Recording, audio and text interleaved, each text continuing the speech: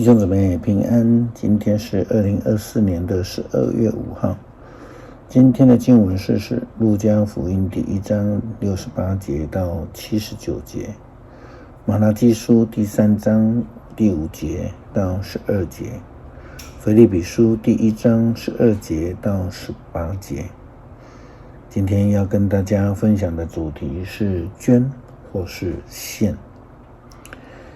许多人将捐跟献这两个字搞混了，搞错了，因此我们常常看到人们写到捐献。事实上，从文字的了解来看，捐跟献是完全不同意义的，无论是从中文或是英文来看。现代中文译本马拉基书第3章第6节前面那个标题呢，写着是1/10捐献，基本上并不是非常正确的翻译。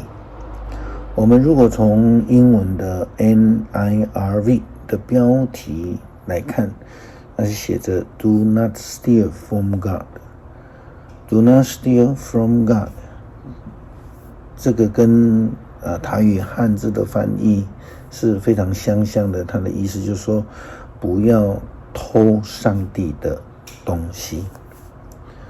如果以这样的经文前提跟基础来看的话，那么基督徒应该是献给上帝，奉献因为在马拉基书的基础也是奉献是一个还给上帝的恩典的一个概念。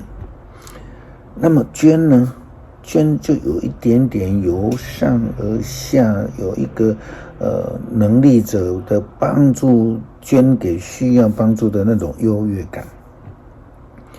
马拉基书第3章第5节到12节的经文这样说道：上主万军的统帅说，我要在你们当中显现，施行审判。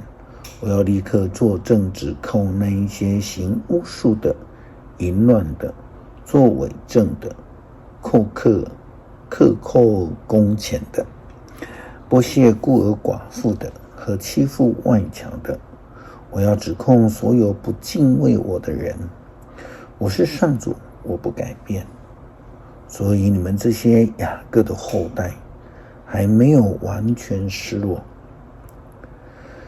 跟你们的祖宗一样，你们一直偏离我的法律，没有遵守。你们要转向我，我就转向你们。可是你们问我们该做什么才算转向你呢？我问你们，人可以欺骗上帝吗？当然不可。可是你们欺骗了我。你们问我们怎么样欺骗了你呢？我说，就是在该献的1/10和祭物上欺骗了我。咒诅要临到你们所有的人，因为全国都要欺骗我。你们把1/10的全数送到圣殿，使圣殿里面有丰富的食物。我是上主，万军的统帅。试试我，你们就会看见我打开天上的窗户，把各样好东西丰丰富富的倾倒给你们。我不容昆虫毁坏你们的农作物，你们的葡萄树将结满葡萄。那时各国的人要说你们是幸福的，因为你们的土地将是可以安居乐业的地方。基督徒的信仰态度、动机是否正确，是非常重要的一件事情。如果我们确认奉献的态度，那么就会以谦卑的心志来服侍上帝。如果我们的态度不正确，那么就会有骄傲，不顺服上帝。保罗写给腓立比地区教会的书信这样的说道：在腓立比书第1章12节到18节 A。 弟兄姐妹们，我要你们知道，我的遭遇反而帮助了福音的进展。结果，王宫警卫全体和在这里的所有其他的人都知道我是因着基督的缘故被囚禁的。我坐牢却使多半的信徒对主更有信心，更加勇敢，毫无畏惧地传讲上帝的信息。当然，有些人传扬基督是出于嫉妒和好斗的心理，但也有一些是出于诚意的。后者出于爱心而这样做，因为他们知道上帝交给我为福音辩护的使命。前者传基督的动机不纯，是出于野心，想趁着我坐牢的时候给我制造更多的麻烦。可是这有什么关系呢？不管他们的动机对不对，只要基督被传开了，我就高兴。